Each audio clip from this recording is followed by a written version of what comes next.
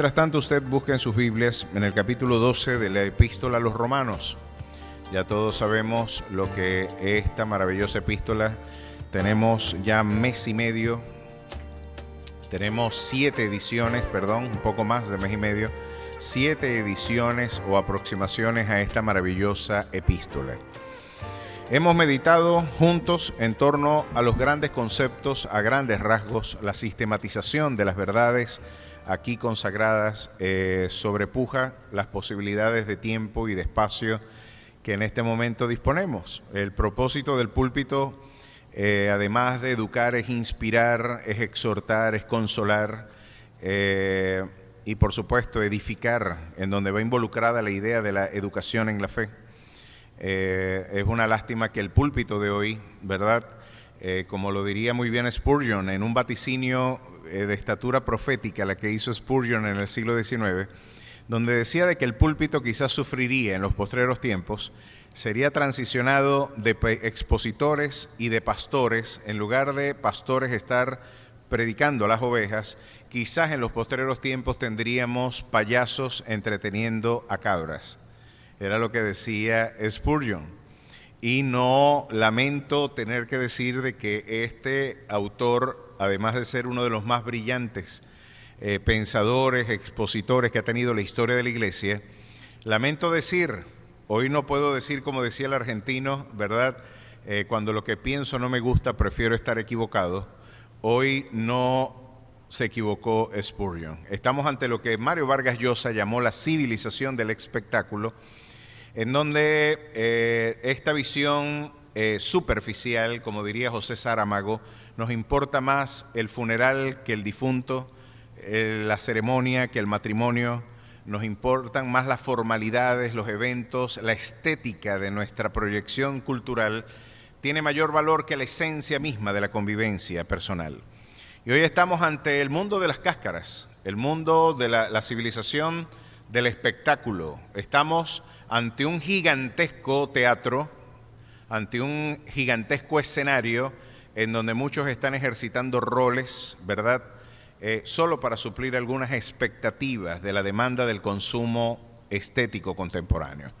Bueno, frente a ese mundo sábado sensacionalizado y frente a ese mundo, como lo diría Gianni Vattimo y Lyotard, nos encontramos ante el pensamiento débil, nos encontramos ante gran parte de estas banalidades que integran el mundo de hoy. La epístola a los Romanos viene a convertirse una vez más en un baluarte fundamental para la consolidación de nuestra visión de la fe.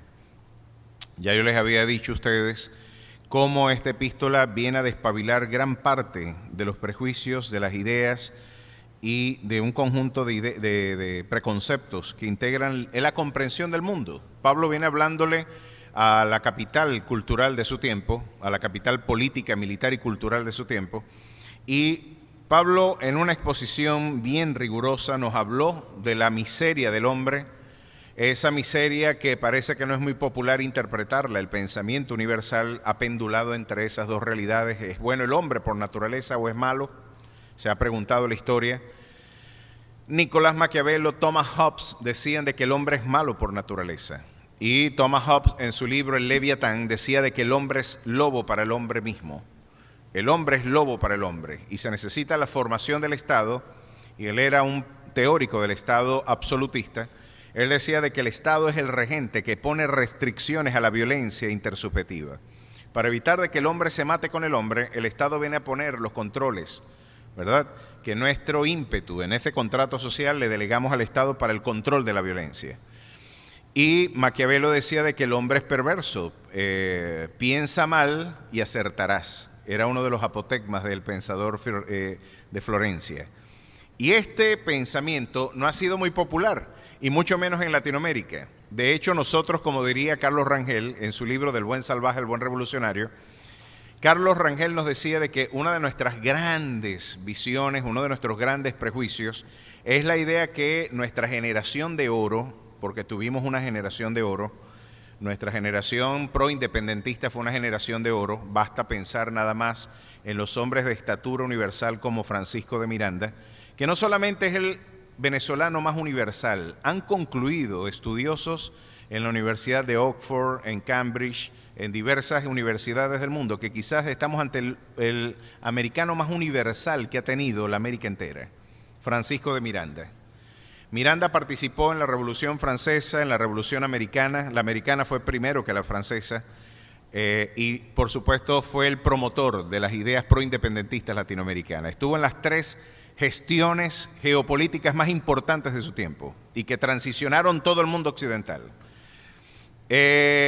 Pensador de hoy en la Sorbona de París, estudia la Unión Europea y la Comunidad de Naciones Europeas, la unión de integración de las naciones como estrategia geopolítica para los desafíos de las naciones y del mundo de hoy. Los teóricos estudian a Miranda como uno de los principales promotores de la visión de unidad que el mundo europeo hoy dispone. Esto es un concepto que lo legó un venezolano. Esa visión de integración regional como estrategia geopolítica fue un aporte del pensamiento de Francisco de Miranda. Bueno, basta pensar en Bolívar, ni se diga de Bolívar, O'Higgins, San Martín, ¿verdad? El gran mariscal de Ayacucho. Venezuela como que congregó, ¿verdad?, un caudal de hombres de virtud. Pero estos hombres, en su mayoría, además de virtuosos, por supuesto tuvieron sus bemoles. La mayoría eran masones. Y la masonería, yo desde aquí tengo que decirlo responsablemente, algunos consideran de que eso es una orientación inocua, pero la masonería es uno de los grandes cónclaves, ¿verdad?, de estas élites que promueven tras bastidores la administración del poder, y generalmente del poder de forma muy corrupta, que de alguna manera lograron en el pensamiento proindependentista y a través del pensamiento ilustrado, ¿verdad?, francés con Montesquieu, decían de que el hombre es bueno por naturaleza, y Bolívar tenía esa idea. Nosotros tenemos la concepción de que el noble salvaje era bueno, él era bueno, el indígena, el afrodescendiente, el mismo español antes de la incursión o de ser adoctrinado por un conjunto de ideas culturales que vino a deformar el corazón del hombre. El hombre es bueno por naturaleza y fue la cultura quien lo deformó. Esta idea viene a desafiar abiertamente lo que la Biblia enseña acerca de que hay una corrupción original en nuestro corazón, pero nosotros vivimos con esta idea de que el hombre no, él es bueno. Y hemos hecho culto a gran parte de nuestros caudillos, de nuestros líderes, bajo la presuposición, como diría el mismo Carlos Rangel, somos hijos, ¿verdad? Latinoamérica es hija del noble salvaje y es novia del buen revolucionario. Porque el noble salvaje engendró al buen revolucionario como estrategia de reivindicación. Eso es otro estudio bíblico. Pero lo que quiero destacar de esta realidad es que nuestra ingenuidad nos ha llevado a pensar de que el hombre es bueno, de que el hombre puede redimirse a sí mismo, de que el hombre tiene en sí mismo virtud suficiente y no es necesaria la redención. ¿Para qué? Después de todo, yo tengo la virtud, en mí hay bondad suficiente y puedo delegar en un hombre, en un sujeto providencial, el destino de la historia de los pueblos. Los pueblos pueden ser gobernados por ese noble, ese hombre providencial que con estatura mesiánica y con un discurso milenial ha seducido a las masas. Hoy podemos delegar en él el destino de nuestra historia. La Biblia viene a despabilar esta visión optimista del hombre y nos viene a decir de que el hombre es malo, somos corruptos, de que en verdad no hay que buscar un demonio para justificar nuestros pecados porque hay suficiente maldad en nosotros para llenar el infierno. Y esta visión tan pesimista, vale, qué tremendo, ¿no? Parece que está lesionando nuestra autoestimación, la literatura bíblica. Parece que está trastocando gran parte del núcleo de la autoayuda, de que hay algo muy bueno dentro de mí que hay que despertar. Y sin duda, llevamos impresa la imagen y la semejanza de nuestro Dios, pero como diría Blaise Pascal, el eminente pensador y matemático francés, somos un ser suspendido entre la nada y el ser, un centauro ontológico. Tenemos pies de barro, tenemos la imagen de Dios impresa en nuestros corazones, pero hay una naturaleza terrenal, animal y diabólica batallando en nuestros miembros. ¿Puede usted ver qué absoluta miseria, qué absoluta paradoja? Y fue la que permitió a Pablo decir en el capítulo 7, miserable de mí. ¿quién me librará de este cuerpo de muerte? A esa conclusión no se arriba a de no ser que Dios se revele. Porque nosotros, al igual que Adán, vamos a tener la actitud de cubrir nuestra miseria, ¿verdad? Y tratar de escondernos de la voz de Dios. Y construimos formas de justificarnos y de esconder nuestra propia miseria. La Biblia viene a despabilar gran parte de estas visiones y viene a decirnos algo más frente a tu tragedia moral, frente a tu desgracia espiritual de no poder justificarte ante la justicia divina. Estás con una deuda que no puedes pagar. Tengo una buena noticia para ti. Pero a de no ser que tú le enseñes al mundo de que el hombre es un miserable pecador, jamás entenderás tampoco de que el Evangelio es una buena nueva. Si tú no le enseñas a la gente, si tú le dices a la gente que hay un campeón dentro de ti, ¿para qué yo necesito a un campeón que me redima si yo puedo justificarme a mí mismo? El Evangelio brilla, el Evangelio destaca como una buena noticia, es cuando la mala y devastadora mala noticia de nuestra miseria moral es contrastada con la benignidad injustificada o la benignidad incomprensible, inmerecida de un Dios que por pura gracia le ha placido amarte. Ese amor inmerecido es el escándalo de la predicación. Y puso en tabula rasa y nos puso, y ya veremos en el capítulo 9 al 11, algunos ejemplos de conceptos muy complejos: predestinación, elección, el Dios que conoce con anticipado conocimiento, el Dios de la omnisciencia, el Dios providencial, el Dios soberano de la historia. Nos revela el capítulo 9 al 11. Y ahora en el 12, Pablo, decíamos la semana pasada, nos vino a hablar de un conjunto de ideas muy interesantes. Y nos viene a decir el lugar que la mente tiene dentro del desarrollo espiritual del creyente. Es una lástima, y yo creo que esta va a ser una de mis próximas tareas, tratar de reunir los versículos bíblicos, los pasajes bíblicos que enseñan el lugar que la mente tiene dentro de la formación en la fe. El lugar que la mente tiene. Basta leer Romanos, Efesios, Colosenses, todas las epístolas paulinas enfatizan la idea de una renovación en su mente. Esto lo reitera Pablo en los Efesios, como ahora lo está reiterando aquí en Roma, y está diciendo algo muy interesante. Frente a esa sábado sensacionalizada cultura, frente a esa civilización del espectáculo en donde se le ha agregado tantas cargas onerosas a la salud emocional de la gente, porque yo me imagino qué difícil debe ser para una mujer hoy cumplir los cánones estéticos de las Kardashian, por ejemplo. Y si ese es el patrón estético, me imagino los niveles de ansiedad, los niveles, hoy el modelo de femineidad está seriamente comprometido, ¿sabe? La idea de lo que es ser mujer y la idea de lo que es ser hombre. Porque hoy ser masculino es poco menos que un delito. Estamos como el chiste del viejito cubano que dice, bueno, en los años 70 ser homosexual era casi un delito. En los 80 lo empezamos a tolerar, llegó Boy George y llegaron unas cosas. Hoy, si usted habla mal de eso, puede ir preso.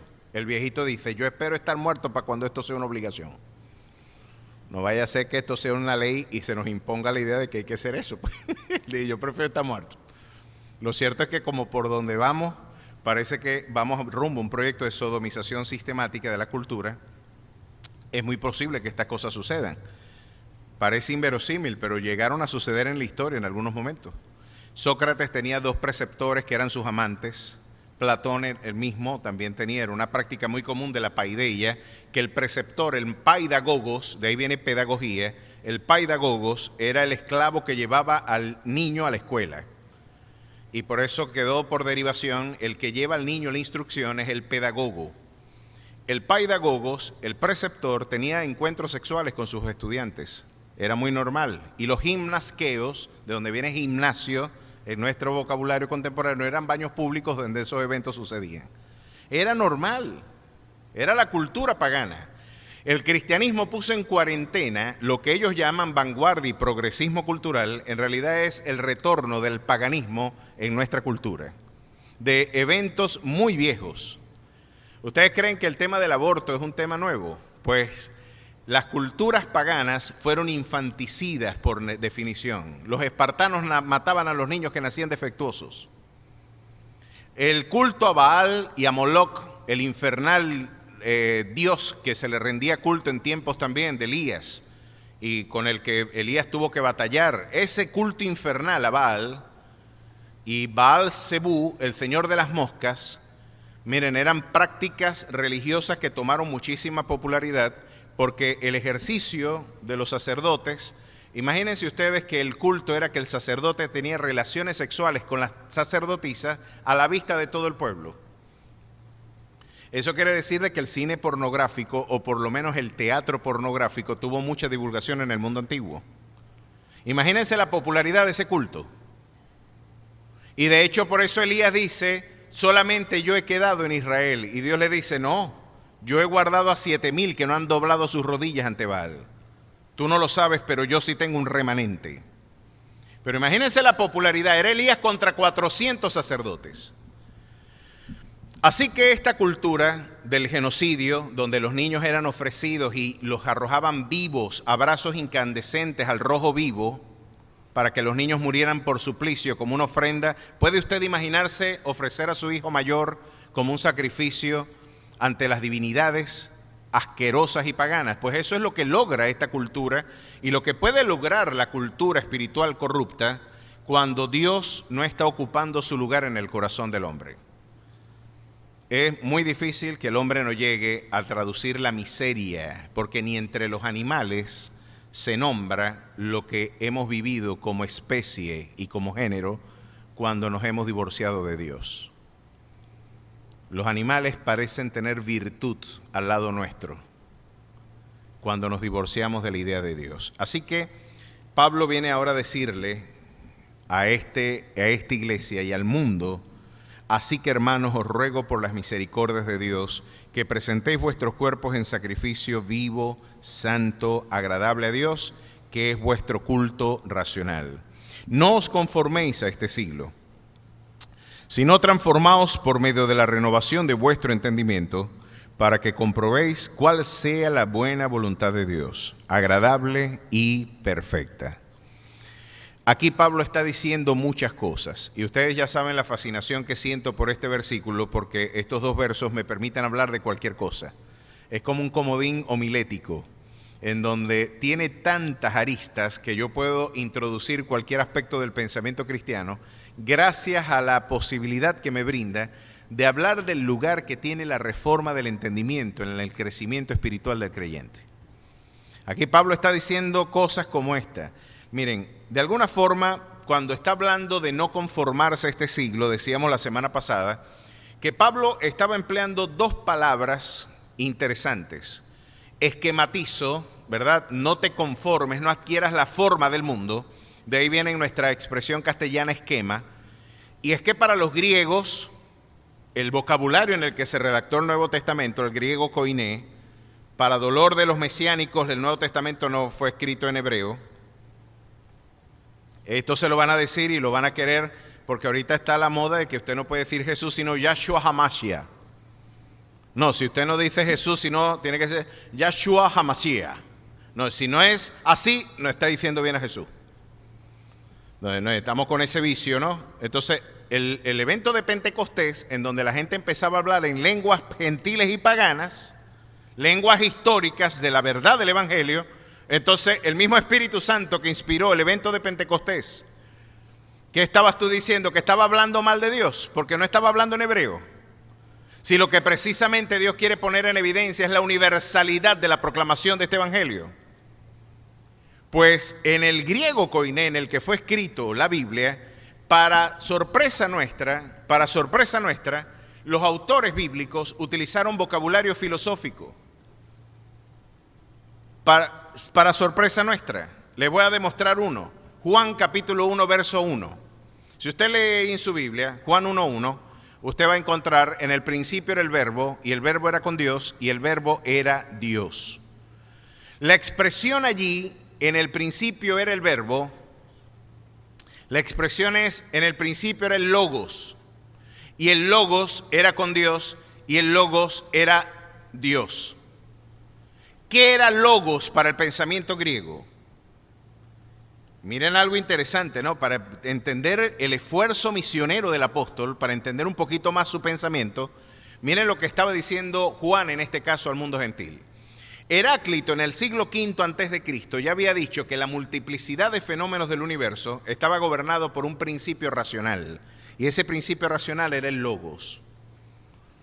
Ese logos que orienta la historia, la multiplicidad de eventos de la historia, está siendo gobernado por un principio racional, al que él llamó logos. Él era de Éfeso. Y este concepto luego lo integra el pensamiento estoico, y los estoicos dicen de que el universo, ¿cómo no? Al igual que en Heráclito, tenemos un logos espermáticos, que es el originador del universo. Esa fue la comunidad filosófica a la que Pablo predicó en el Areópago de Atenas. Y ahora Juan dice, yo estoy seguro que lo que voy a decir ustedes lo van a entender. En el principio era el logos, y los griegos decían, claro, hay un principio racional gobernando el universo. Y el logos era con Dios, y los griegos decían, perfecto, podría decir, era una iglesia griega, decían, amén. Pero ahora Juan dice, y el logos era Dios. Caramba. Y ese logos se humanó y tabernaculizó en medio nuestro, y es Cristo Jesús. Allí el cristianismo puso en cuarentena al paganismo. Y utilizando su lenguaje, ¿verdad?, reconfiguró y resemantizó el mundo, lo reinstitucionalizó. Hoy estamos haciendo todo el esfuerzo por destruir la institucionalidad cristiana. Todo el esfuerzo. Es el esfuerzo que el globalismo emprende hoy para destruir nuestra cultura. Y Pablo está diciendo acá, mira, los griegos y allá utilizan una palabra para hablar de la forma exterior. Cuando yo quiero hablar de la forma interior, de la esencia, de la substancia, ¿verdad?, de la esencia, aquello que determina que un objeto sea aquello que él es. Esa esencia es el morfé, es la forma que le da identidad a cualquier entidad del universo. Esa forma interior tiene que ser transformada. Pero la forma exterior, dice Pablo, esa superficial que te da el mundo, no te conformes al esquema del mundo. Ese esquema del mundo, que es el recipiente de los valores que le dan forma a tu carácter, a tu pensamiento y a tu conducta, ojalá que tú no lo integres como elementos de tu carácter, ¿vale? Esas formas y valores, no te conformes a este siglo. Y Pablo nos está dando aquí una lección de contracultura cristiana. Está diciendo, tenemos que marchar a contrapelo de la mayor parte de las valoraciones del mundo. Y para que usted pueda conformar, no os conforméis a este siglo, sino transformaos. Ahora utiliza la expresión metamorfeo, que es la misma que se utiliza para la transformación de la oruga a una mariposa. Sino transformaos por medio de la renovación de vuestro entendimiento. Y miren el lugar que el entendimiento tiene entonces dentro del crecimiento y la madurez espiritual. Pablo le escribe a los corintios, sed niños en la malicia, pero adultos en la manera de pensar. Debemos crecer en términos de pensamiento. Debemos tener un pensamiento bíblico. Yo insisto, mis queridos hermanos, porque yo sé que ustedes están bombardeados de un evangelio sentimentalista. Estamos miren, esto ya es un vicio de lenguaje de nosotros los evangélicos. Yo siento de parte de Dios, yo siento esto, yo siento lo otro. Y yo tengo un problema con el yo siento. Porque la Biblia dice que el corazón es engañoso más que todas las cosas y es perverso. A mí me encantaría volver a la fuente de mi fe y empezar a escuchar a cristianos que no dicen yo siento, sino que dicen escrito está. Y que puedan decir no es lo que mis efluvios emocionales, porque en momentos de alegría yo me puedo sentir muy bien. Pero cuando usted está limpio, cuando usted está enfermo, cuando su matrimonio no funciona bien, cuando el país no marcha bien, cuando hay alguna enfermedad en su familia. Usted no se siente bien y a lo mejor no va a sentir nada. Pero estará el ancla inconmovible de la fe, esa que sigue diciendo, con amor eterno te he amado, te seguirá diciendo te amo cuando ríes y cuando lloras, cuando abrazas y te abstienes de abrazar, cuando hay guerra y cuando hay paz, cuando hay prosperidad y cuando hay escasez. Se secará la hierba y se marchitará la flor, pero la palabra del Señor permanecerá para siempre. A su nombre sea la gloria.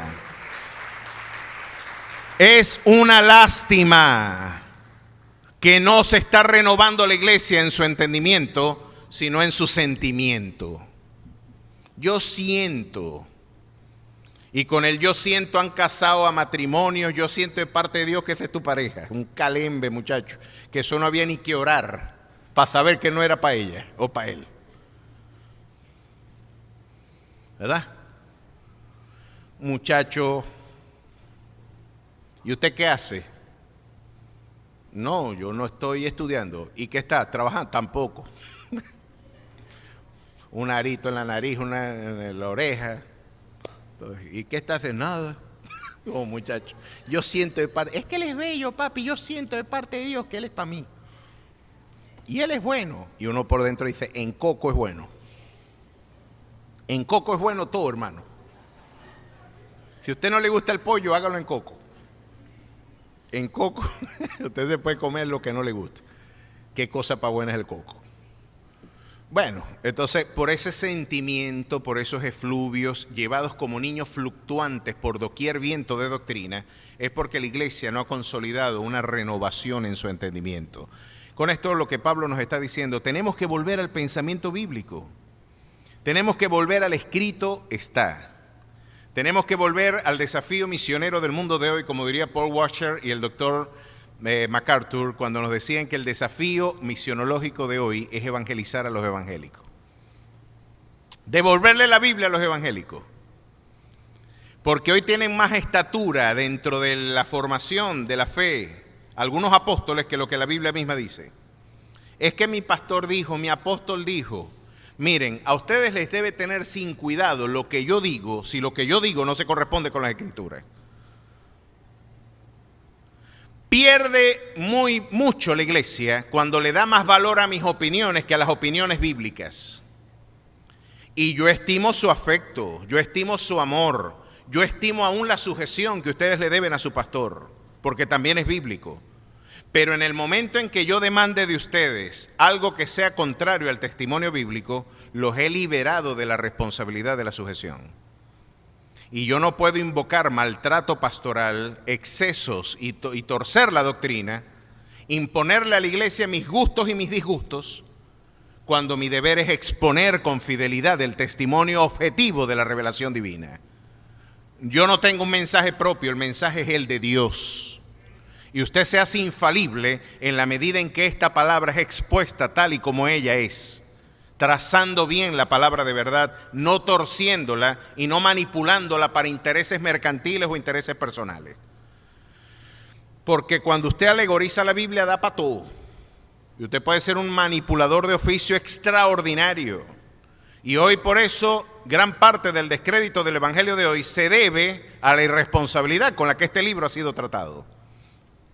O la ausencia absoluta de este libro en el púlpito de hoy. Esa es la realidad de la iglesia de hoy.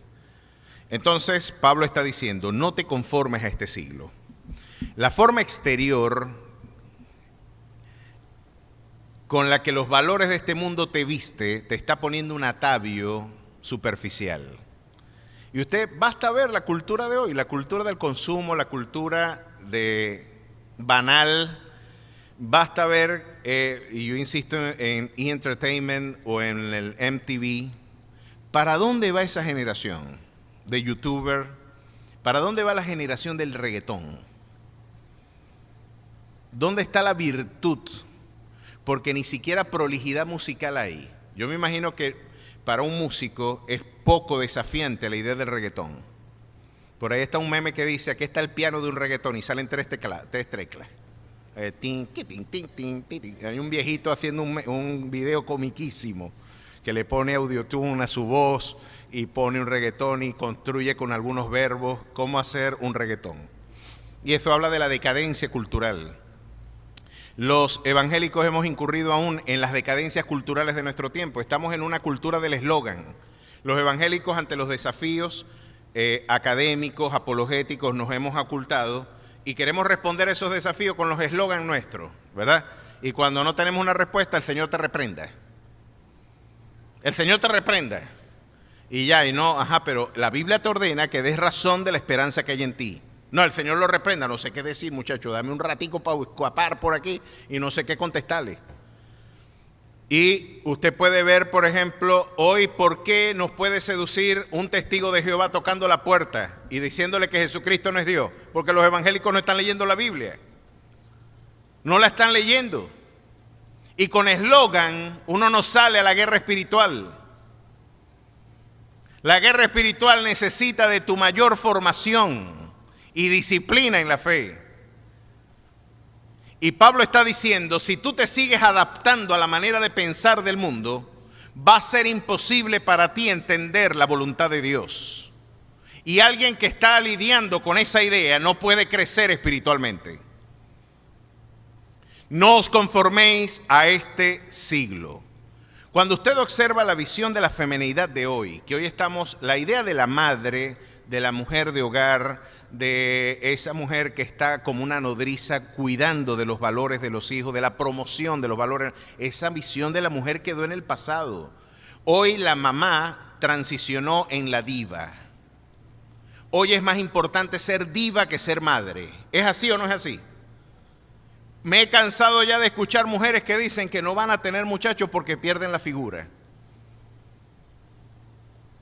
Porque pueden perder esta prótesis o puede crecer. No, deberían hacer prótesis de cerebro también. Debería haber una prótesis de eso. Porque alguien que piensa así en verdad está pensando desnaturalizadamente. ¿Qué nivel de estupidez institucionalizada tenemos en la cultura de hoy? En donde los valores estéticos, hoy lo ético fue relegado por lo estético. Hoy lo importante no es lo bueno, es lo bonito. Esa es la transición. La verdad, como diría Friedrich Nietzsche, la verdad eso no existe. ¿Qué empeño en pastor en decir que la Biblia es la verdad si en nuestra cultura, en nuestro colegio, en nuestras universidades, eso es una quimera, eso no existe? Y miren lo que dijo Friedrich Nietzsche. La verdad no es otra cosa que la mentira más útil. ¿Qué está diciendo con esto Friedrich Nietzsche? ¿Y qué está diciendo Michel Foucault cuando hoy los teóricos del pensamiento contemporáneo abrazan esta idea? La verdad es la narrativa que viene desde las esferas del poder. La verdad es la mentira institucionalizada, la mentira que, como diría Goebbels, dicha 1000 veces se convierte en institución. Pero no es que es verdad, es que es la opinión que prevalece por encima de las otras. A eso es lo que ellos llaman verdad. Que el Señor reprenda. Ese es el fundamento mismo de la filosofía del infierno. Y gran parte del desvarío de la iglesia de hoy, y tenemos una grave crisis hoy, porque la iglesia está perdiendo militancia, porque los millennials, hoy los jóvenes contemporáneos, y los jóvenes que nacieron después del año 2000 y en los años 90, están afirmando algo bien interesante. Pueden tener una vida muy fervorosa en su vida espiritual, en sus iglesias, pueden vivir una vida de comunión abierta con Dios. Pero ellos consideran, no debo predicar el evangelio, porque yo predicarle el evangelio a otra gente es como faltarle respeto a las opiniones de él. Es como decir que mi fe es la única verdad, y esto es poco menos que un pecado en la cultura posmoderna. Decir yo al mundo que mi fe es verdadera, y tenemos cristianos apoyando el aborto. ¿En qué cabeza a ti te cabe? Qué paradoja que los que apoyan el aborto nacieron.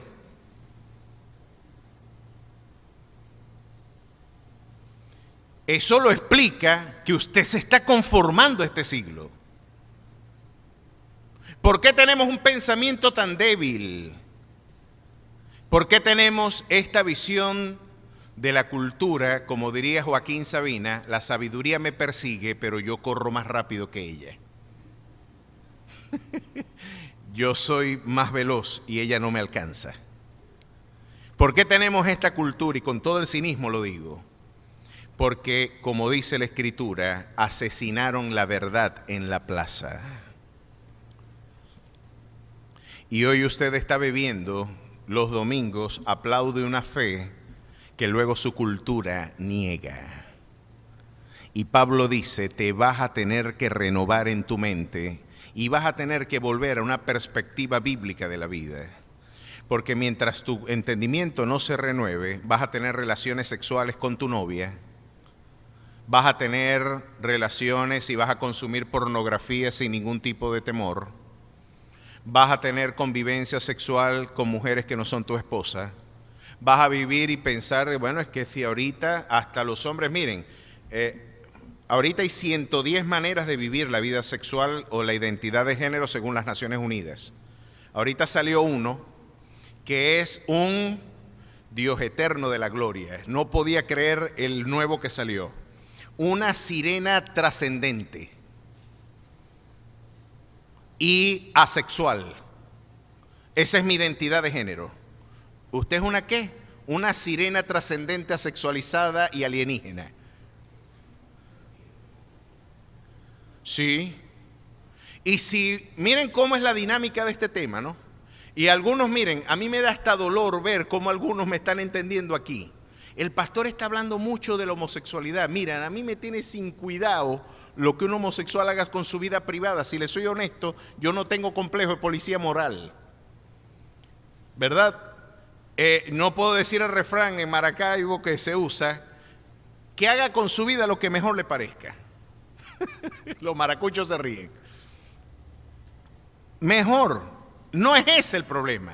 El problema es que tu vida privada le quieres dar estatus de ley y quieres instituir tu forma de vida como el único criterio de convivencia política. Y lo que la ideología de género hoy le impone a la cultura es que decir, mira, tu identidad no viene por tu realidad objetiva, biológica, fáctica, científica, ¿verdad? Que uno puede llevar a alguien y dice, mira, aquí yo veo una mujer, un hombre, un hombre, un hombre, una mujer, una mujer, un hombre, un hombre, una mujer. No tengo que hacer esfuerzo ni llevar un laboratorio, desde aquí se ve. No, no, no. El tema es que hay 110 maneras en las que él se puede autopercibir.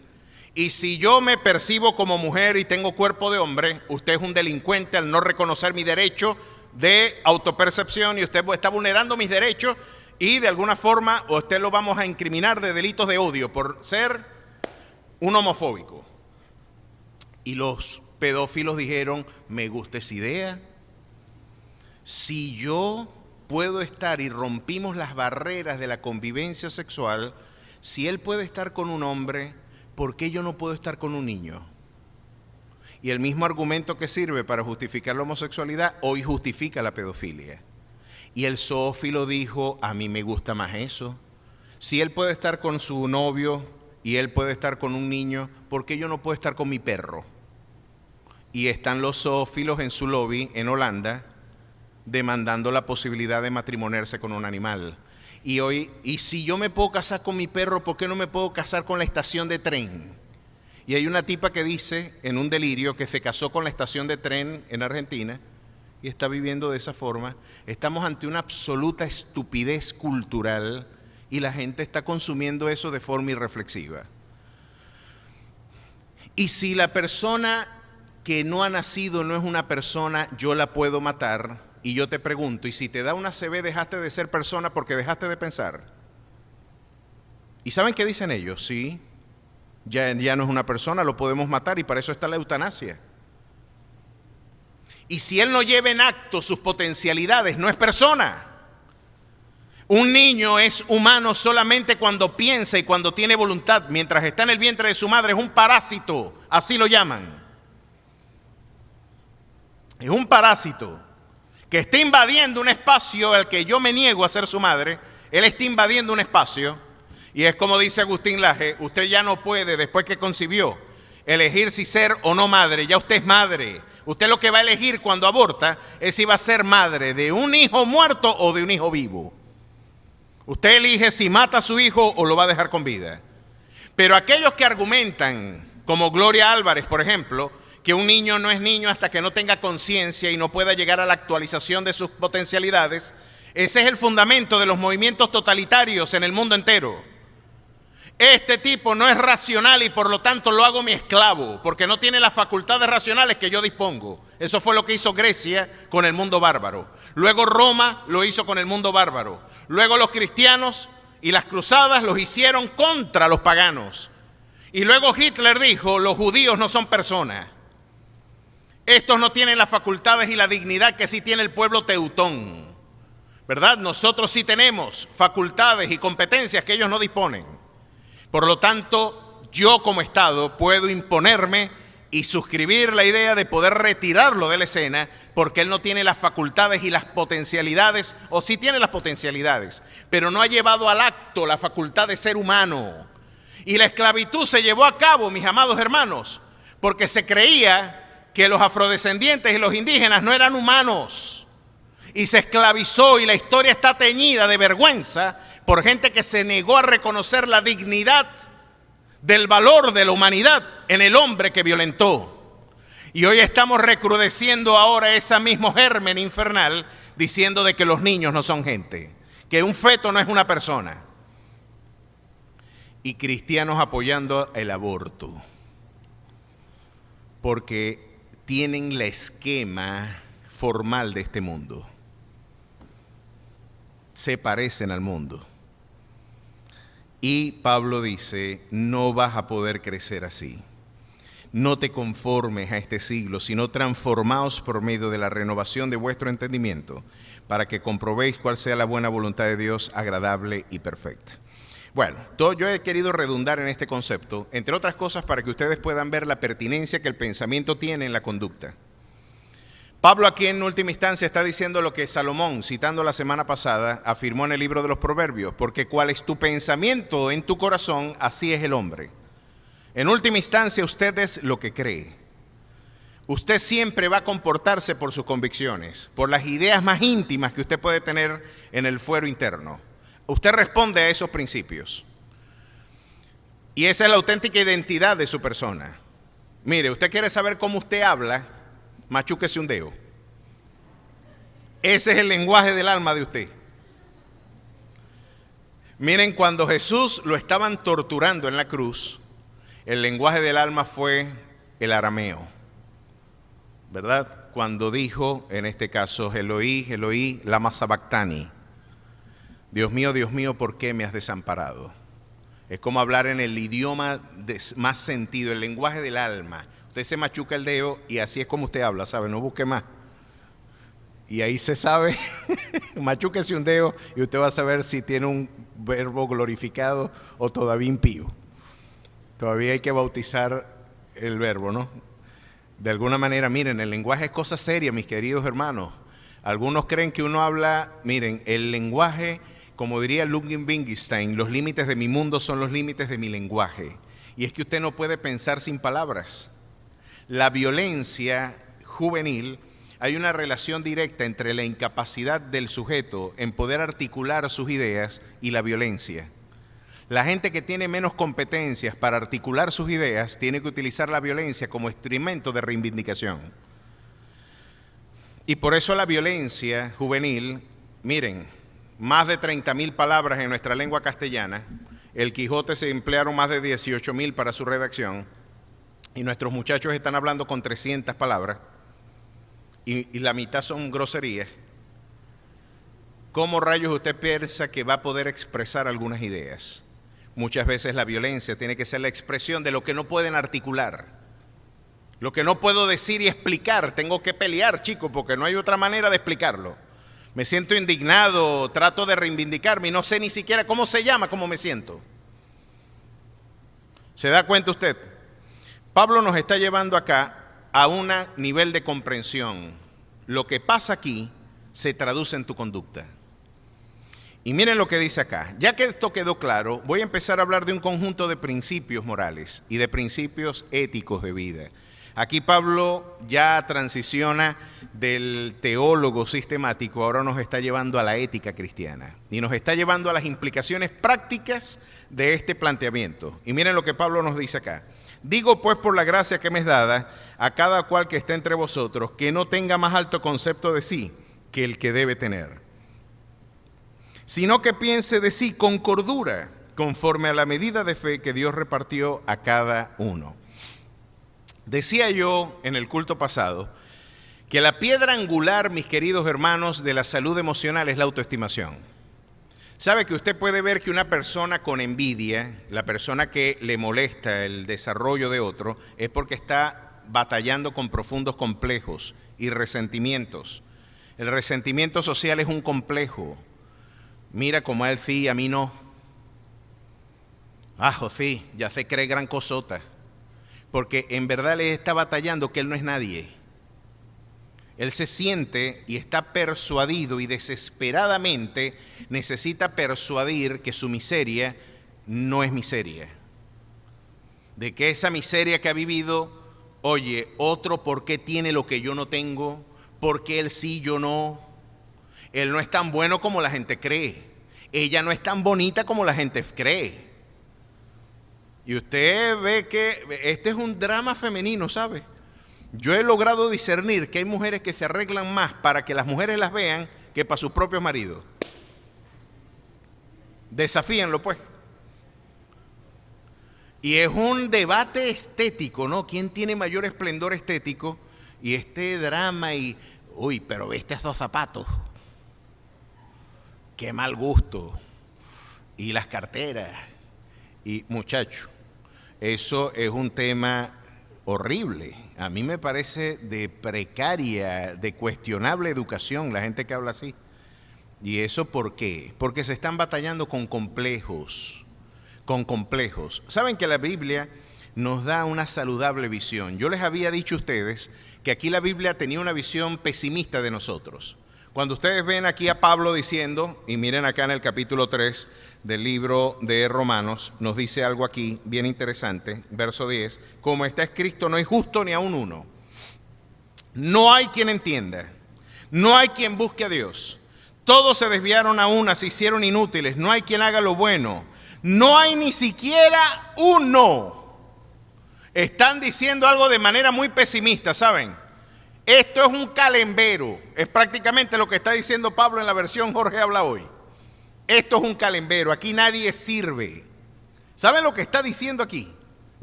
Déjenme seguir hablando pues. Sepulcro abierto es su garganta, con su lengua engañan, veneno de aspides y hay debajo de sus labios. Su boca está llena de maldición y de amargura, sus pies se apresuran para derramar sangre.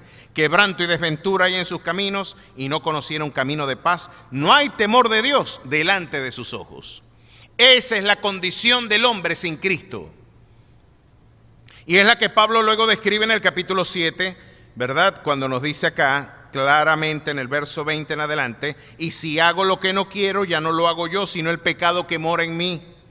Así que queriendo yo hacer el bien, hallo esta ley que el mal está en mí, porque según el hombre interior me deleito en la ley de Dios, pero veo otra ley en mis miembros que se rebela contra la ley de mi mente y que me lleva cautivo la ley del pecado que está en mis miembros. Miserable de mí.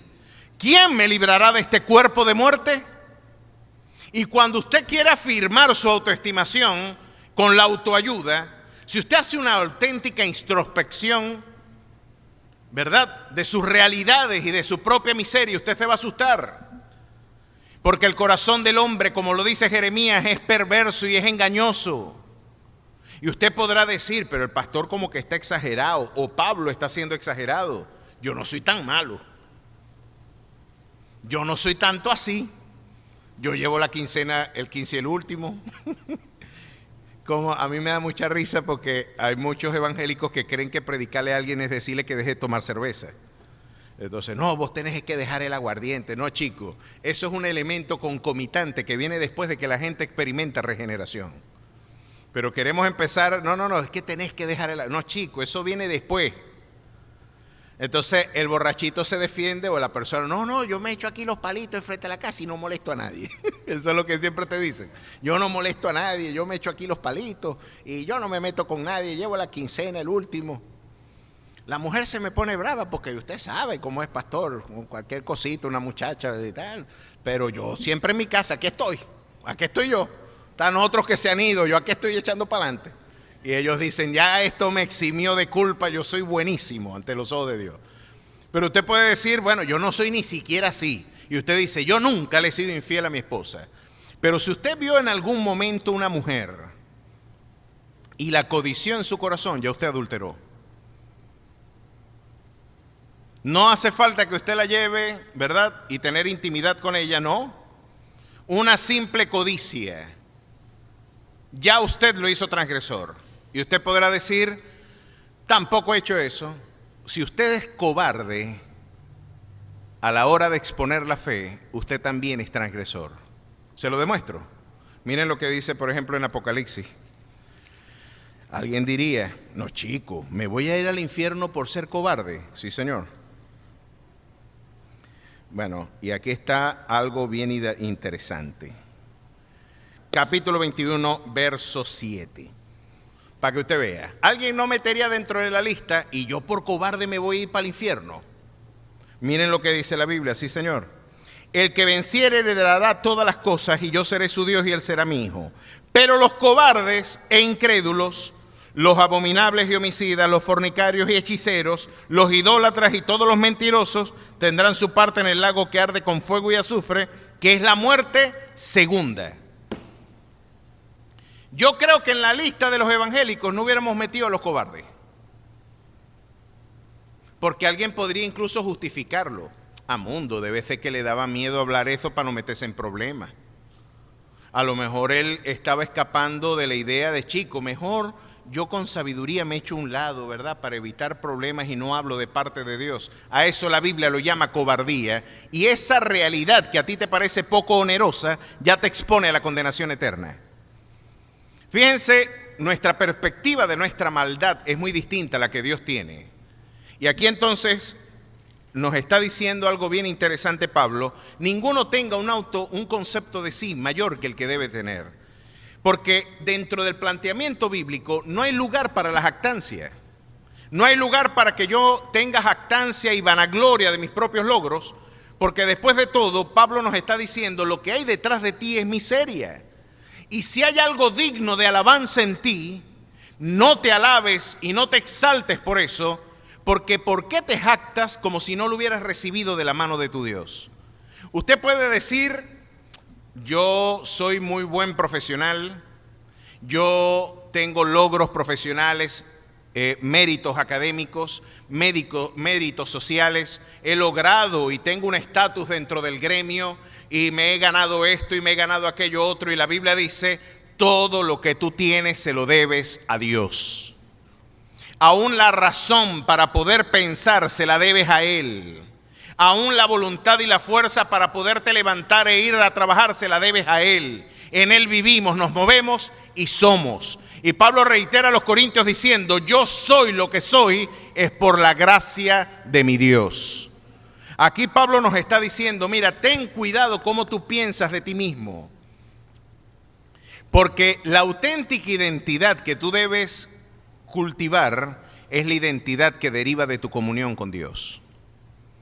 ¿Y quién es usted en Cristo? Esto yo se los he expuesto a ustedes en reiteradas ocasiones. Usted es sal de la tierra, usted es luz del mundo, usted es nación santa, usted es pueblo adquirido por Dios, ¿verdad? Para anunciar las virtudes de aquel que nos llamó de las tinieblas a su luz admirable. El Señor dice, tú eres la niña de mis ojos. Estás esculpida en el hueco de mi mano. De mis manos nadie te arrebatará, nunca te dejaré, siempre te sustentaré con la diestra de mi justicia. Todo lo puedes en Cristo porque yo te fortalezco. Ese Dios te ha reiterado, ha sobreabundado en bendición para ti.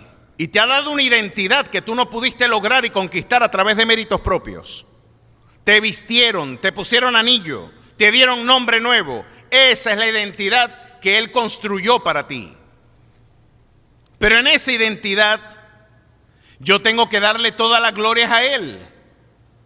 Y al igual que los 24 ancianos descritos en el capítulo 5 de Apocalipsis, que después de que fueron galardonados por sus logros, por sus méritos, se quitaron la misma corona que vencieron y la arrojaron a los pies del Maestro y dijeron: digno es el Cordero de toda la gloria. A Él sea la gloria, porque yo soy lo que soy, seré, y lo que fui es por la gracia inmerecida de mi Dios. A su nombre sea la gloria. ¿Puede usted ver? Si no cultivamos una visión de la autoestimación saludable, nos vamos a meter en muchos problemas espirituales. Y yo quiero enfatizar esto para tener menos problemas en la oficina. Tengo que hacer menos consejería bíblica mientras más claro esto le queda a la iglesia. Miren, en las iglesias hay enfermedades muy comunes. Por ejemplo, una de ellas es esta. ¿Quién es el más espiritual aquí? ¿Verdad? ¿Quién puede ostentar mayor virtud? ¿Quién se ve más santo? ¿Quién tiene más estatura? ¿Quién tiene más influencia? ¿Quién tiene mayor envergadura? Ese fue el debate rancio que tuvieron los discípulos en un momento. ¿Quién es el mayor, maestro? Y Jesús viendo, ¿saben por qué ellos estaban peleando así? Porque en su concepción mesiánica, ellos tenían la idea, todavía no tenían las luces que ustedes y yo disponemos por la gracia del Espíritu. Y ellos creían, en cualquier momento, este hombre extraordinario que sanó los enfermos, aquí no va a hacer falta hospitales. Muchachos, si viste, levantó ahí un paralítico, se llevó el catre. El leproso, ¿vos habías visto a alguien curarse de lepra? Lo curó, no solamente a uno, curó a 10. Este es el tipo, este es el candidato, muchacho. Imagínate, no van a hacer falta hospitales, este tipo les pone, es más, ni siquiera los toca. Allá veía estaba el siervo del centurión que ni siquiera estaba allí, lo curó, a distancia lo curó. Curó leprosos, levantó enfermos, paralíticos, lunáticos. No hay enfermedad que se le resista. Le dieron una lonchera y le dio de comer a 5,000 hombres, sin contar a sus mujeres y sus hijos. Hacían 20,000 personas por lo menos le dio de comer. Imagínate si le ponemos el hiper en las manos. Dale las empresas Polar y los niños van a llegar con un saco de harina, ¿verdad? Debajo del sobaco todos van a tener un saco de harina. Este es el tipo que esperamos. Nos van a tener harina y caraotas y piras para todo el mundo.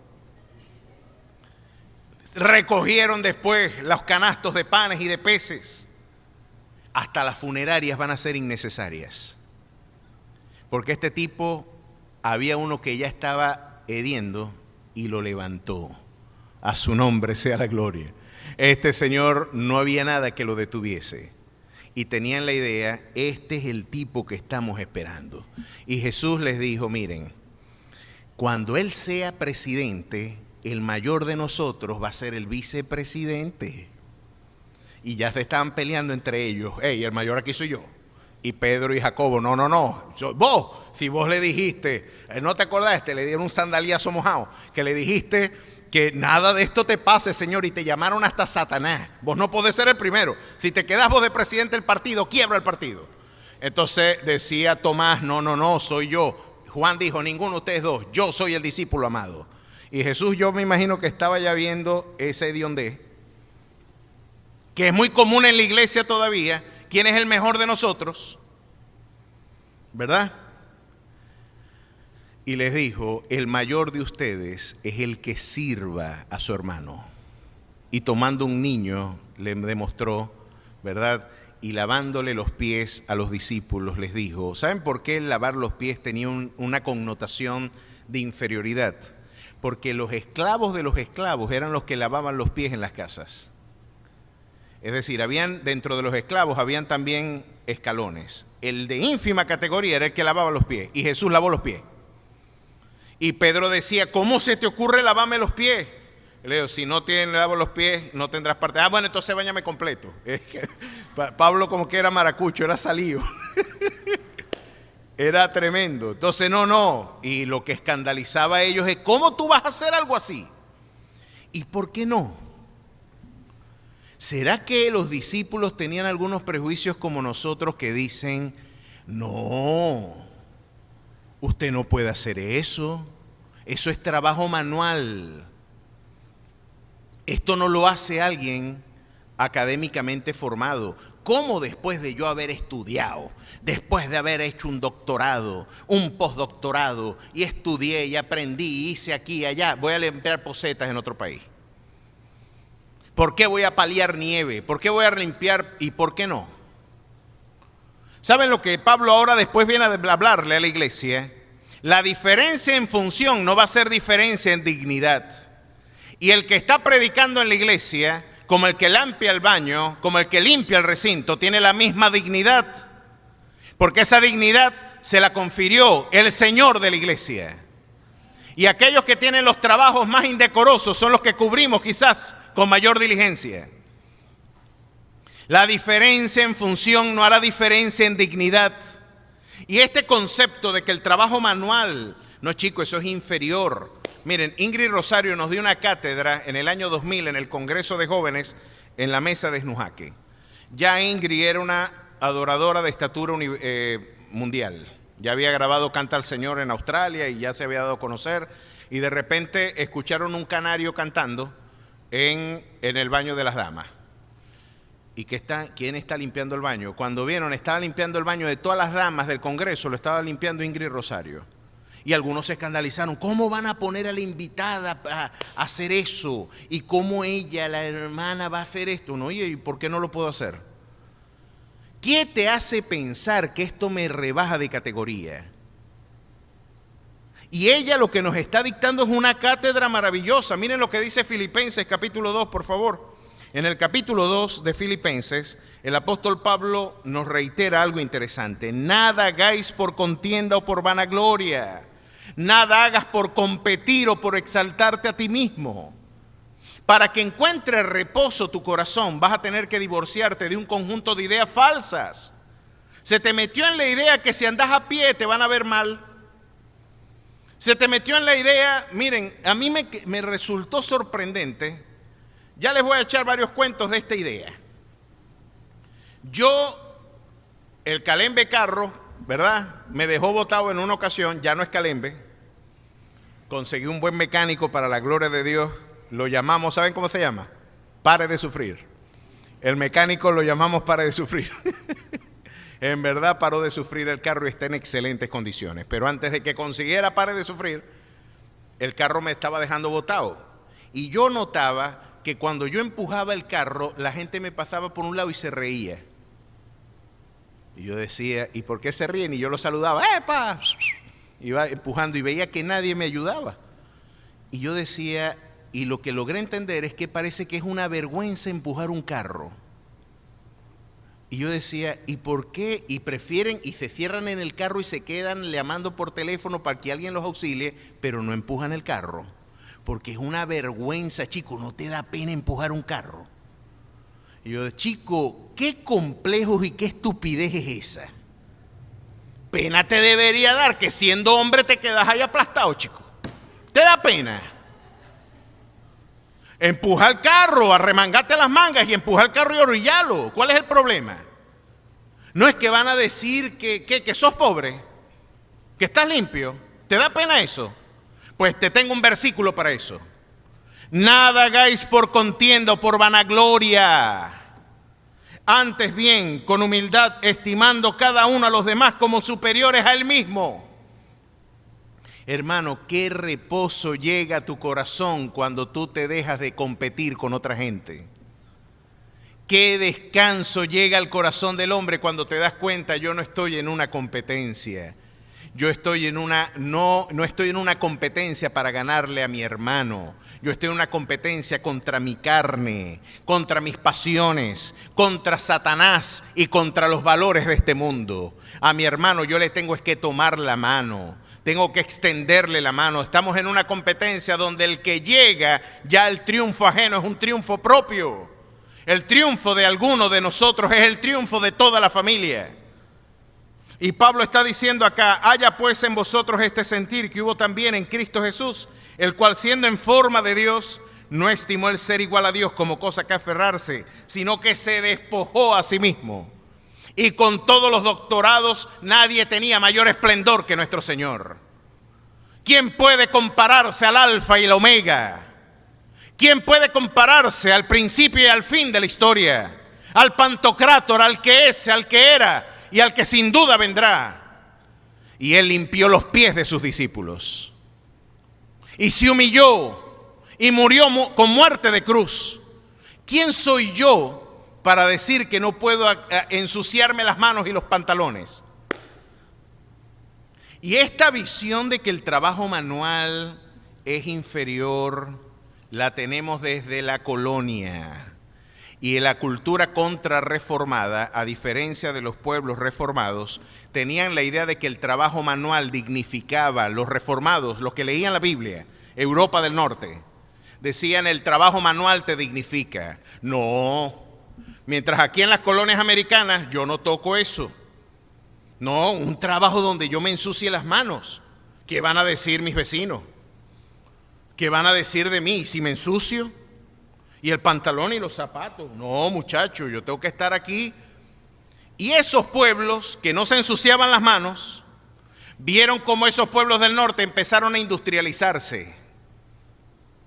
Y ya fue muy tarde cuando en el siglo XIX, XVIII, por decretos imperiales empezaron a dar una nueva perspectiva del trabajo manual. Y la revolución industrial llegó a los pueblos reformados y no a los pueblos contrarreformados.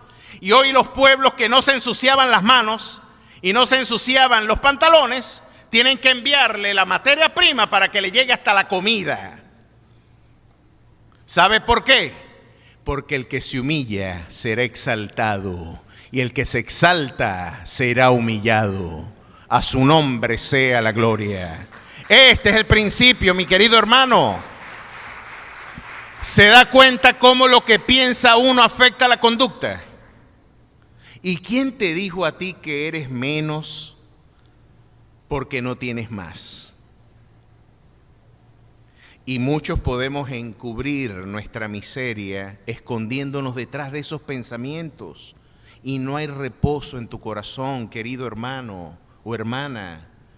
No reposas. Te atormenta la idea, aún cruje en tus dientes de envidia, porque no has entendido que tu valor deriva de tu comunión con Dios. Ya tu identidad, ya nadie puede superar lo que Jesús hizo por ti al darte un nuevo nombre. Y esa es la identidad que uno construye y que aquí luego Pablo viene a reiterarnos. Ten cuidado en la manera en que tú piensas de ti mismo. Saben que hay un complejo, un elemento bien interesante en términos de análisis del personal. Esto para la gente que contrata personales, sirve para el criterio de la evaluación de los recursos humanos. Este elemento disruptivo, este elemento de disonancia cognitiva, tiene que ver que la gente que tiene poca preparación tiene mucha autoestimación o autopercepción de sí mismo, ¿no? Tiene una autopercepción muy amplia, mientras que el que está muy preparado más bien tiene autodesconfianza, no está muy seguro. Entonces, los estudiantes de la conducta laboral se dan cuenta que la soberbia, lejos de traducir competencia, lo que está es encubriendo, ni siquiera tiene la conciencia de lo poquito que sabe. Entonces, usted va a buscar un trabajo y usted se la tira de que es lo, ¿verdad? Usted es inexpugnable y el que lo está evaluando usted dice, este tipo, cuando la carreta hace mucha bulla es porque no tiene mucha carga. Y si la botella tiene poca agua, también hace mucho ruido. Mientras más tiene, más humilde es. En términos, mientras hay más por dentro, menos necesito por fuera. ¿Sí se dan cuenta? Entonces Pablo está diciendo, ten cuidado cómo tú piensas de ti mismo y no tengas un autoconcepto mayor del que debes de tener, sino que cada quien piense de sí con cordura, conforme a la medida de la fe que Dios repartió. Porque de la manera que un cuerpo tenemos muchos miembros, pero no todos los miembros tienen la misma función, así nosotros siendo muchos, somos un cuerpo en Cristo y todos miembros los unos de los otros. Fíjense qué interesante. De la manera que teniendo diferentes dones según la gracia que nos es dada, si el de profecía úsese conforme a la medida de fe, o si el de servicio en servir, o el de enseñanza en la enseñanza, el que exhorta en la exhortación, el que reparte con liberalidad, el que preside con solicitud, el que hace misericordia con alegría. Y aquí entonces nos están dictando una cátedra maravillosa. Mis queridos hermanos, no te conformes a la manera de vivir del mundo. A lo mejor de niño te dijeron que tú eres por lo que tú vales. Yo me conseguí en una ocasión una hermana diciendo, mira, este nieto mío va a crecer mucho, este no va a servir para nada. Y frente a ese vaticinio tan serio, yo dije, muchacho, ¿y qué está viendo? ¿Qué vio? ¿Por qué ella piensa así de un nieto y del otro no? Y mire la conclusión a la que llegó.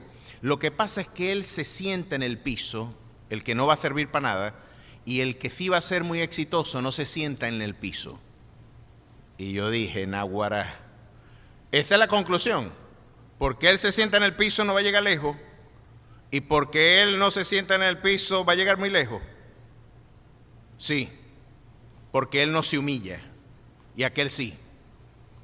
Este está con la cabeza erguida y va a llegar lejos, y este con la cabeza agacha y no va a llegar a ningún lado. Y yo dije, muchacho, esto está más profundo que la teoría de la incertidumbre de Heisenberg y las teorías postcuánticas, ¿no? Y uno puede llenarse. No, este no llega lejos. Y quizás a usted le dijeron lo mismo de niño.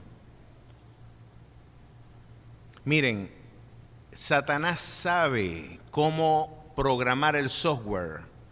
Hermanos, y nosotros nos podemos sentir acomplejados por el color de piel. Que el Señor reprenda al diablo. El racismo viene del infierno. Y este concepto, mis queridos hermanos, que aún la iglesia americana, yo no lo entiendo, ¿verdad? Con todo y lo que me gusta el gospel, veo iglesias negras donde llega un blanco y parece un parcho, y llegan a una iglesia de blancos y llega un negro y parece un lunar. ¿Por qué no se mezclan? ¿Por qué no pueden vivir juntos? ¿O es que no van para el mismo lugar? Como el indígena Toy que moría en Cuba, el indígena caribe, que le dijeron antes de matarlo y quemarlo, la Inquisición le dijo, o arrepiéntase para que se vaya para el cielo. Y el indígena preguntó, ¿y allá hay españoles? Y le dijo el cura, por supuesto que sí, allá están todos los españoles. Y le dice el indígena, pues yo no quiero ir para ese lugar. Esa gente mató, violó y violentó a mi pueblo. Claro que esa no es la fe que predica el Evangelio. Y claro que usted a lo mejor ha crecido con algunas ideas que se han anclado y que se han logrado meter en tu mente hasta que no tenga el carro último modelo y le demuestre al mundo quién soy yo. Ahí sí van a saber y me van a respetar, muchachos. Ya van a ver de la madera que yo estoy hecho, yo sí tengo cepa. Y te desgastas en esas estupideces, muchacho, y no encuentra reposo tu alma. Y después viene la diabetes, y después viene la hipertensión, y después te preguntas por los trastornos metabólicos y el reflujo y todas estas cuestiones, y es que no hay reposo en tu corazón. Estás agotado de batallar con falsas ideas. Y se te metió en la idea, como decía la canción de Carlos Vives, ¿y qué cultura va a tener si nació en los Cardonales? ¿Y qué de bueno va a salir de ese monte? A mundo, si yo vengo de este pueblo, ¿cómo voy a ser bueno? Claro que sí puedes. Y el Señor te dice algo distinto a lo que el mundo dice. El Señor te dice, yo tengo una identidad nueva para ti. Allá te llamaban la prostituta y yo te llamo María. Yo te llamo Juana, yo te llamo. Tú tienes un nombre y yo con amor eterno te he amado. Allá te llamaban el impostor, el ladrón, y yo te llamo mi hijo. Allá te conocen de esa forma y te dijeron que no valías nada, que tu valor era ínfimo, que tu origen era precario. Igualito a tu padre, igualita a tu madre, igualita a la abuela, no sirvieron para nada. Y te hiciste con la idea, voy a demostrarle al mundo que tengo valor, y estás agotado, mi hermano. Y el Señor te dice, no necesitas demostrar lo que ya yo logré por ti. Tú eres la niña de mis ojos. Tú eres mi especial tesoro. Puede encontrar reposo tu alma, porque todo lo puedes en Cristo, porque yo soy el que te fortalezco. Aún las cosas que no comprendes las estoy obrando todas para el bien de aquellos que en mí reposan y en mí confían. Nunca te dejaré, siempre te sustentaré con la diestra de mi justicia. Te tengo esculpida en el hueco de mi mano. Así que tú eres lo que eres, es por la gracia de Dios. No te conformes a este siglo. Transfórmate por medio de la renovación de tu entendimiento para que logres comprender cuál es la buena voluntad de Dios, que es agradable y es perfecta. Allí encontrará reposo tu alma. ¿Cuántos dan gloria y alabanza al Rey de Gloria? Dios es bueno. Para siempre es su misericordia. Y quizás usted hoy ha venido con esa inquietud a este lugar. A lo mejor usted ha venido sin rumbo, sin dirección. A lo mejor usted necesitaba un sentido de propósito para su vida. A lo mejor hoy usted ha querido llegar a este lugar para encontrar respuesta a sus profundas inquietudes. Quizás cuántos complejos, cuántas crisis, cuántos momentos y cuántas realidades complejas y difíciles usted batalla en su fuero interno. Pero hay muy buenas noticias para usted, querido hermano, amigo que nos visita. A todos aquellos que están trabajados y cansados, a todos aquellos que tienen quizás un concepto de indignidad, o a lo mejor usted está del otro lado, usted se siente el gato argentino. Usted es un gato y en verdad cree que es un león. Y la vida misma le demuestra que usted no tiene fuerzas para afrontar los desafíos que Dios le impone. Y a lo mejor la vida misma ha humillado gran parte de lo que en otrora fue tus seguridades y tus certezas. Pues Dios quiere hoy regalarte un nombre nuevo. Dios quiere darte una identidad nueva, un nuevo comienzo, un nuevo rumbo. Y para todos aquellos que estén trabajados y cansados, el Señor dice: venid a mí, que yo les haré descansar. No te conformes a la manera de pensar de este mundo. Quiero regalarte un conjunto de promesas, de verdades, de fortalezas espirituales que te harán inexpugnable frente a los desafíos de la vida. Este es el Jesús que estiró sus brazos en la cruz y que sigue diciendo hoy: venid a mí los que estén cargados. Yo les invito a que usted cierre sus ojos, si es su condición, aquellos que nos visitan, y repitan conmigo esta sencilla oración allí donde usted se encuentra. Si estas palabras traducen lo que hoy usted quiere compartir con Dios, estas palabras seguramente le permitirán por primera vez traducir su maravilloso deseo de encontrarse con Él. Señor Jesús, repita conmigo: Señor Jesús, yo creo en tu palabra. En respuesta a ella, yo me acerco a ti. Perdona mis pecados. Escribe mi nombre en el libro de la vida. Séllame y bautízame con tu Santo Espíritu y haz de mí una nueva criatura. En Cristo Jesús. Amén.